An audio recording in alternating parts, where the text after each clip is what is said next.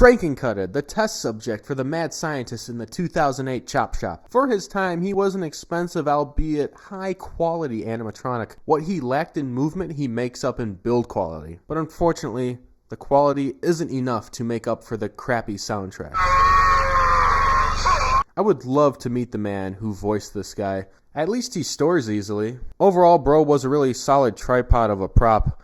This guy was trapped in an attic for 3 years, and it's amazing that he wasn't absolutely disintegrated. So that's a plus, I guess. But there's not really too much to say about his animation. He's basically a static, and a really good static at that.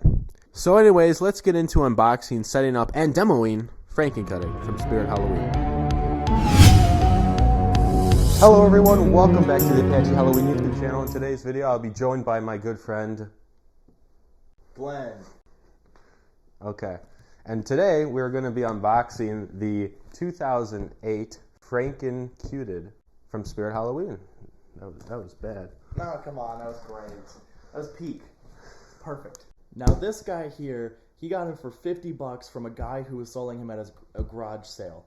He was not in very great shape, if you could believe from the fact that he was $50. The box was torn to shreds. He had to pretty much fabricate parts of the box to actually keep it together. For example, you know, the Chewy logo. And among the various other issues this guy had, the back plate was dry rotted horrendously, to the point where it could not even be used anymore. It was crunchy. It was crunchy and sticky. Surprisingly... So sticky that we had to take a putty knife to peel the two halves apart when we first got them home the day after I bought them.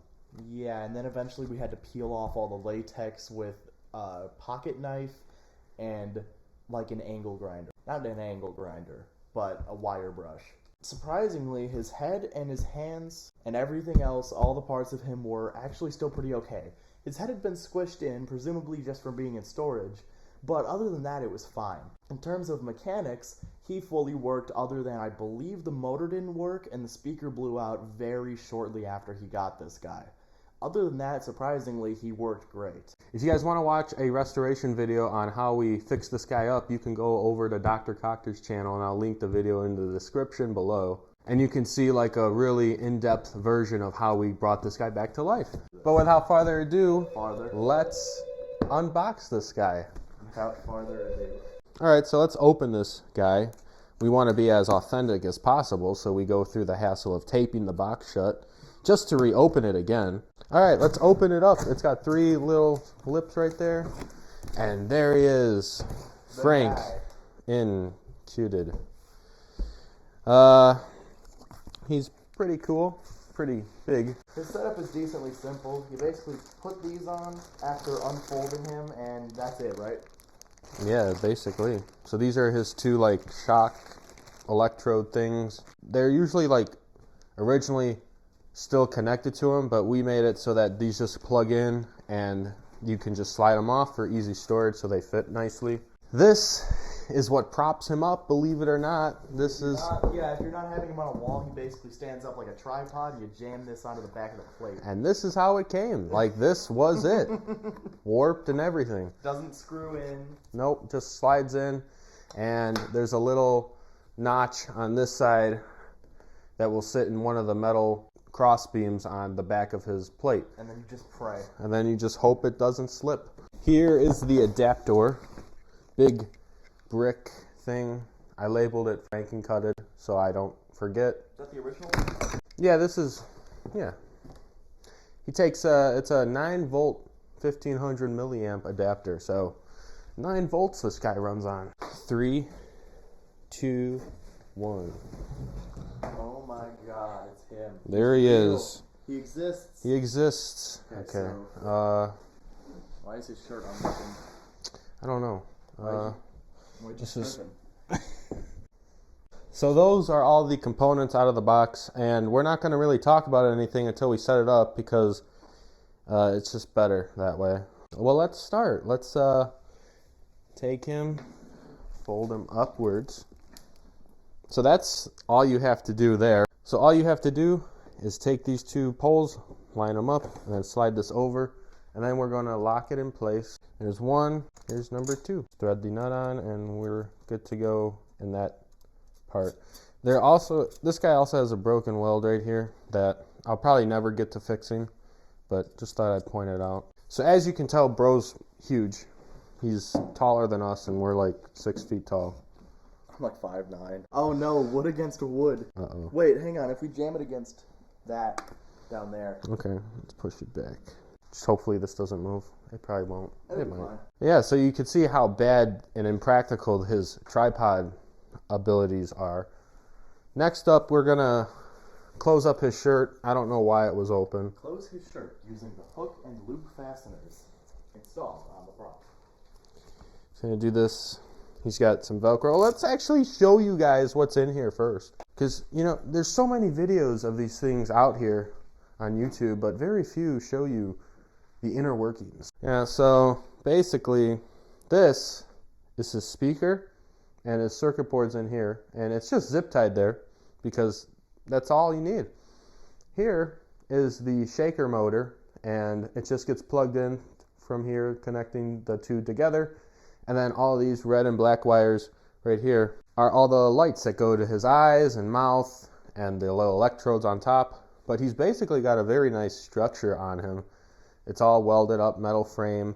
No foam really, it's all just metal. Even down here, it's got a little pool noodle around it. But I'd say it's a pretty high quality piece for the time and even today. Given the form factor of this prop in that it's not a freestanding one, a metal frame is definitely something I did not expect the first time we opened it up.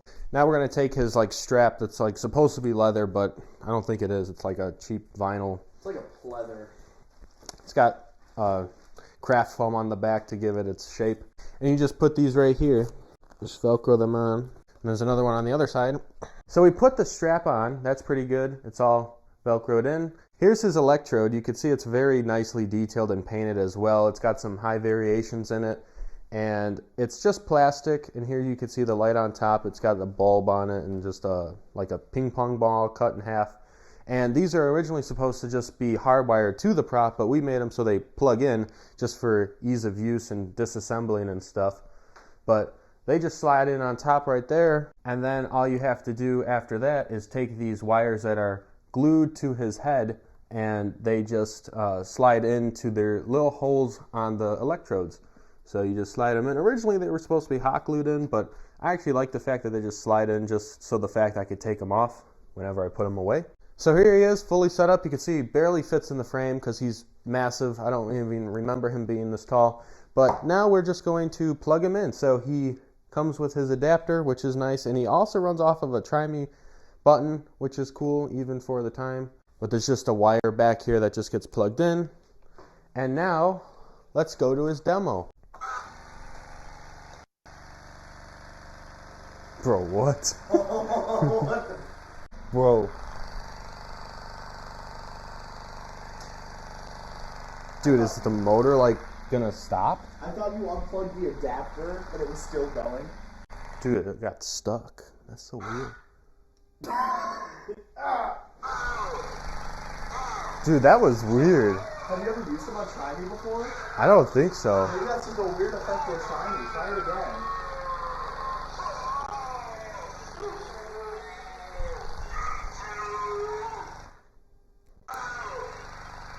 Just like a gaff.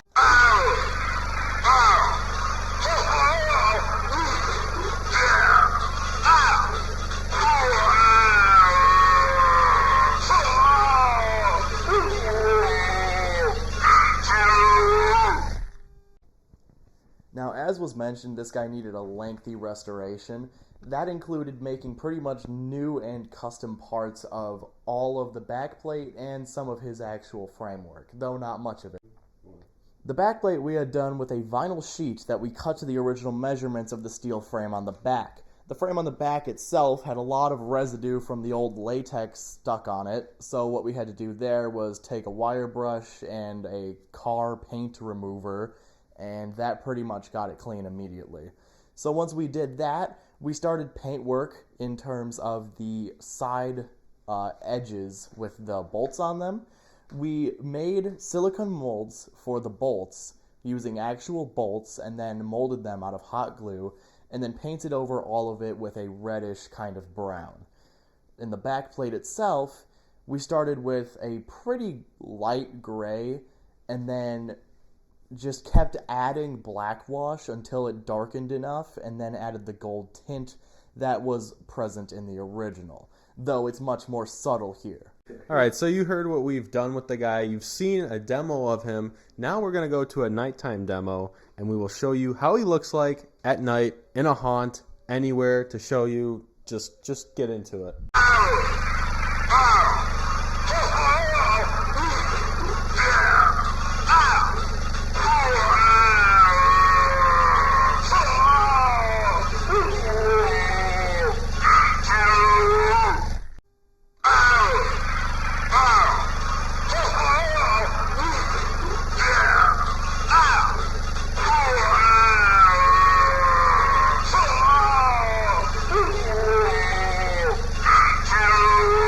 Okay, so there he is, the 2008 Frankencuted animatronic from Spirit Halloween. What an awesome piece. I really love this guy. He's really tall and intimidating in my opinion, and I really like the detail that this guy has. I love the hands and the paint job. I think it's a pretty good paint job. Now I did that, so it's not how they originally came, but I'm happy with it. I think he looks a little more charred than the original, but I think that goes with the prop. He's getting electrocuted. Yeah, for the mechanism, it's kind of, you can't even tell that it's moving. The only hint you have that he actually has a mechanism is that you can hear those vibration sounds. Do you have anything to say, Mr. Assistant? Oh! Bad on my mic. Oh, I'm sorry. Oh my god. But that is about all we have to say for this guy right here. Just an amazing prop. I really am happy to have him, and I can't wait to have him in the haunt for this year. But that's it from us. Thank you all so much for watching, and we will see you all in the next video.